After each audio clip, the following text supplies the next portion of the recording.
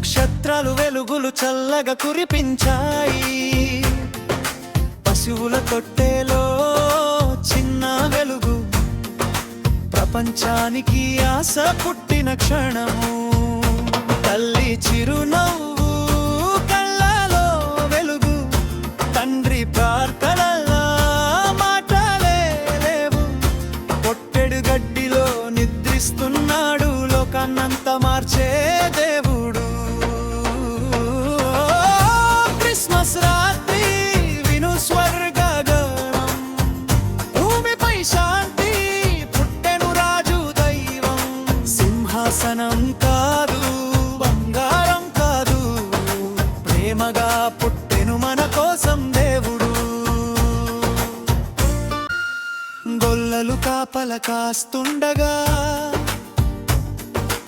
ఆకాశమంతా దేవదూతల వెలుగులా. భయపడకండి అని వారు పాడగా, సంతోష వార్త భూమికి చేరగా. పరుగెత్తారు హృదయాల్లో ఆనందంతో, ఆ శిశువును చూడాలని ఆశతో.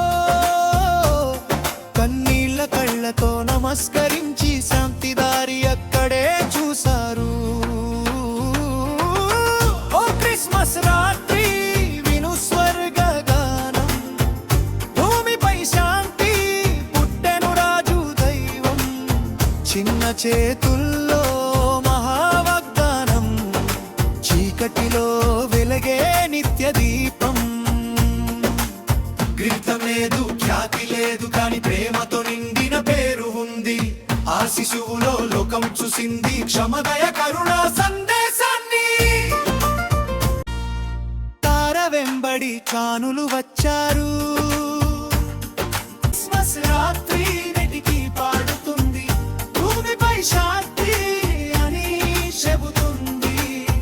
ఆ రాత్రి మొదలైన ప్రేమే మన జీవితాలకు వెలుగు తెస్తుంది. ముగింపు దీపం వెలిగించు, ప్రార్థన చెయ్యి, ఆయన ప్రేమను పంచు లోకమంతా.